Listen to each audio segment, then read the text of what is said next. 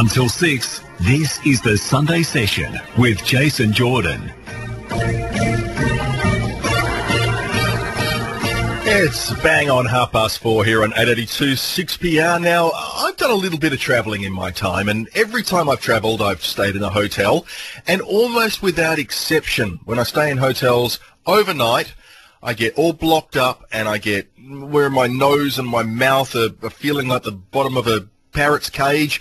It's terrible, and I'm blaming it on the air conditioning. Now, I don't really know a whole lot about air conditioning.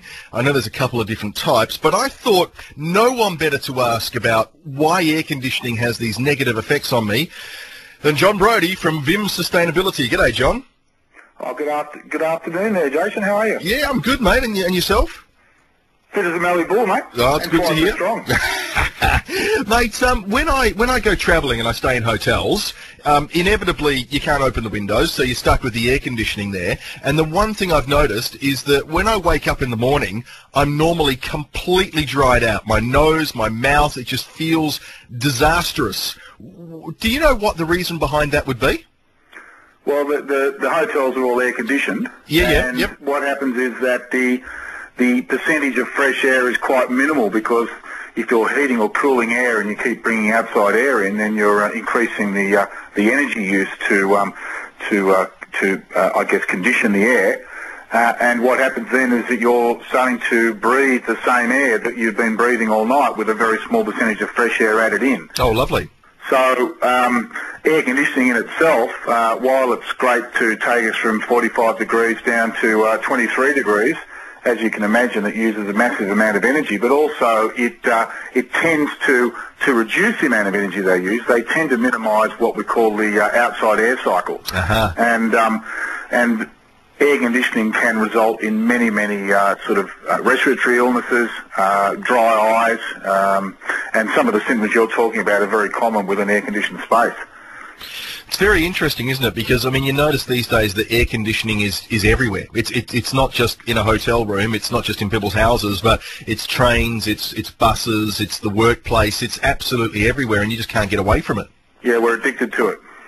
So what can you do? I mean, you know, obviously in the workplace they're not going to change it so you can open your window. I mean, do you just need to make sure that you go outside for a smoko without smoking? Well, that's certainly one thing you could do, but there are quite a few office buildings now that are looking at this whole air-conditioned space concept. Now, two things to remember. Air conditioning, there are many types of conditioned air or air conditioning. The standard one is where we, through use of a compressor, we bring we heat air up and pump it into our building, or we cool air down and pump that into our building. Now, those methodologies use a lot of energy because we're having to drop a lot of temperature, remove moisture, and without getting too technical, they're quite energy consuming. That's why air conditioning has a lot of expense involved with it. Secondly, we've got, alternatively, we have a lot of buildings now that are looking at either minimising air conditioning or changing the type of air conditioning systems that they use. Oh, yeah. So we have, with the Green Star building sort of rating system, which is becoming a lot more popular, especially in commercial buildings, and will start to become de rigueur in pretty well all buildings. The Green Star rating system encourages a significant amount of outside air, and there's a lot of buildings trying to get a high Green Star rating that minimise the amount of air conditioning.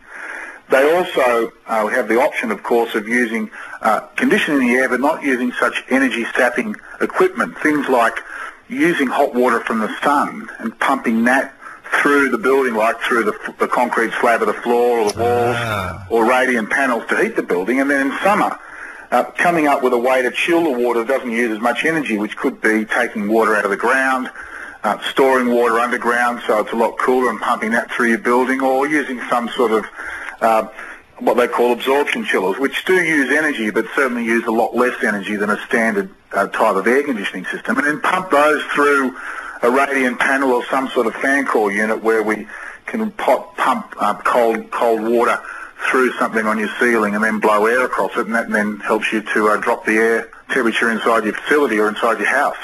But all these things that we're talking about here when it comes to air conditioning, they're sort of active things that we're doing to try and change the temperature, but are there more passive things that we can do? Oh, absolutely. The reason we have to air-condition buildings, really, is because we don't build the buildings right. Now, let me give you a classic example of a fantastic building design where there's no heating or cooling. There's a building in America, and this isn't just the only one, but this is one that springs to mind. The Rocky Mountains Institute are probably the world leaders in sustainability and sustainability strategy and sustainability policy. They advise the American government, and they advise numerous other large organisations, and they're like a think tank on sustainability. 25 years ago, they built their headquarters in the Colorado Mountains up in the Rockies, and that facility doesn't have any air conditioning in it, yet it's minus 20 degrees outside, and they grow bananas in there all year round. Wow.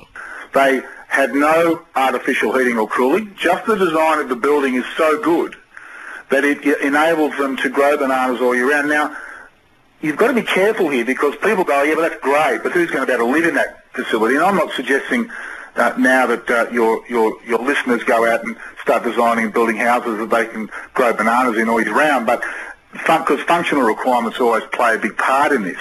But I went to a school recently in the Highlands of Scotland. I was there last year. Now that school, they just built that school, has no heating in the middle of winter, minus 15 to minus 18 degrees. There's no heating inside that school. They simply rely on the heating from the students and the computers and the lights to maintain the heat inside that building, and it's so well insulated that that building maintains its heat. And when the children aren't there, when they're on holidays or when they're on a weekend, there's a wind turbine established outside that turns and generates a very small amount of power, which is used to just trickle heat the facility over the school holiday periods. It was a fantastic, but then summer, all the walls lift up like wings and allow all the air, the breeze to come through so that it can remain cool in summer, but in winter, with no heating at all, it remains comfortable for those students. John, you know, I can imagine a lot of people out there, particularly the older generation, much like my dad, going, oh, all this sustainability stuff's a bunch of rubbish, and, you know, if you just build things the traditional way. But at the end of the day, this stuff also has well, I'm guessing, the ability to save you quite a bit of money as well. Well, it's funny you should say that, because my dad, God rest his soul, was exactly the same. So what I did is I stopped talking about sustainability and I started saying efficiency. And he went from being, you know, a skeptic, like your dad probably is, to being fantastic. Efficiency, yeah, that's great, that's fantastic, because he was from the what they call the builder generation, where they, you know, had to turn everything off. And all we ask with sustainability, that's all it's about. It's simply efficiency. It's not some magic word. It's about being smart about the way you do things, and about being efficient the way you design, the way you build, and the way you operate your building, whether it's a house, whether it's a 50-storey building, whether it's a motel, an aged care facility, a hospital. It's all about just being efficient, and that's what we sell in my business. We sell efficiency. That's what we sell to our clients. Hey, if you're not efficient, you're not making money, and no business survives if it's not making money. Well, just tell me quickly then how you go about doing that. I mean, Vim Sustainability, what is it that you guys actually do? Well, we get involved a lot in the design strategies for buildings. So we sit down, and our first point of call is a local climate analysis. So we don't want to go and build what we call the igloo and can syndrome. Mm-hmm. We look at the climate, what the climate brings to the design of the facility, whether it's a garage, a house, a 5-storey apartment, or whatever it is. You need to use the climate. The climate brings you a massive amount of energy and a massive amount of value that you can add into your facility. So what we try to do is we look at the climate, then we make the building do as much work as it can just in the shape of the building, just in the fabric of the building, just in the materials of the building. We get the building to do as much work as it can so that we can minimise what we call the gadgets. Everyone's enamoured with gadgets. Everyone wants to put wind turbines and solar panels and tri-generation plants. They want to put gadgets on their buildings. What we say is that gadgets are great once you've actually done all you can to minimise the loads in your building. Then you won't need as many gadgets, and they won't be as expensive. Get the basics right in the first place. That's right. And then we look at the comfort. We look at what level of comfort people will accept in their building. Because if you'll only accept 23 degrees for the next 25 years inside your building, then our strategy our design strategy with our team, our architects, our engineers, or with our client goes in one direction. But if you're prepared to tolerate what we call a range of thermal comfort inside your facility, what we call a live environment, not a dead environment, then the design strategy that we come up with for our clients goes in a different direction. John, how do we find you? www.vim.net.au.